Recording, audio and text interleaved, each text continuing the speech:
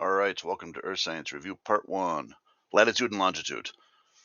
Latitude, entirely based, and let me blow it up here. It's a very, very, very simple thing. How we know our latitudes is how high in the sky we have to look to see Polaris. Polaris sits directly above our North Pole. So the further you go away from the North Pole, the lower and lower and lower that star is going to be. So it's just a matter of looking up, seeing how high it is you're looking up, and that's your latitude. It's very simple, based on altitude of Polaris, or the North Star. I'd expect, hint hint, a diagram that really looks exactly like this. However high in the sky, you have to look to see Polaris. That's your latitude. It's that simple. We live at about 43, 44 degrees latitude. So if you look towards the north and point up at 43 degrees, which I'm doing right now, there's Polaris, even though I'm inside and it's kind of light outside. I know it's right there. It's our latitude towards the north. So lines of latitude all look like this. I don't anticipate many like grand scale latitude questions, but there will be a couple on a smaller scale, a couple for New York. All right, longitudes are different. Longitudes are a lot harder. Early maps were very accurate latitude wise because that's it. That's the trick. You just look at the star and you know your latitude. So maps could be made very accurately latitude wise. Longitude was a lot harder because it's based on our rotation and basically, how about we say rotation under the sun and time.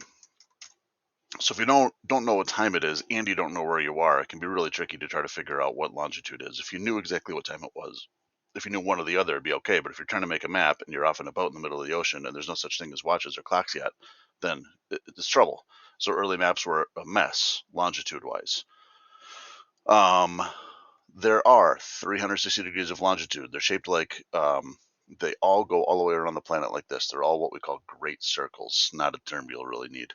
But with all 360 degrees of longitude, once we did figure out time and start to get this planet kind of wrapped up with this grid, what was decided was that since there are 360 degrees of longitude and there are 24 hours in a day, that we would split the Earth up into those 24 chunks, one for each hour, and call them all time zones.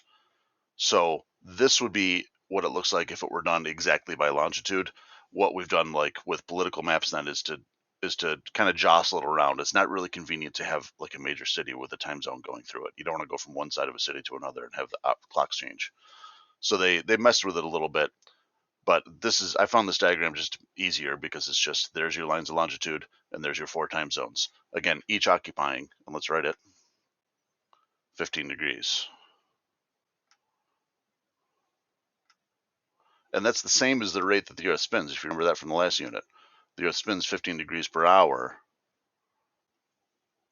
And again, it's that whole 360 divided by 24 thing. So every 15 degrees of longitude gets a new time zone. And then they'll mess with them politically, but we don't really concern ourselves with that. The planet travels this way. The East Coast is like the bumper of the car. The East Coast people are the first sunrise people. So whatever time it is here, you go back by an hour apiece. So again, I would probably anticipate a question that says, hey, if it's this time here, what time is it here? And all it is each one of these gets an hour, with the Eastern being earlier because the East Coast people get the first sunlight, first sunrise. Okay. Understanding that this is tricky, there is that map of New York, and I'd really encourage you, because I don't want to like rehash the whole entire unit in review, I'd really encourage you to go back to Survival Guide A if you're stuck with this whole minutes idea with latitudes and longitudes in New York. I took tiny little snips of the reference table map of the New York State. There's 43 degrees latitude, 44 degrees latitude, but remember that if you get one that's right about here, we don't call it 43.5, which I just wish we would because it'd be easier. We call it 43 degrees. Sorry, this is a little slower with this mouse pad. And there's 60 minutes in every degree. So for about halfway, that's 30 minutes. And I know that like that makes you jump to the idea of time. Oh.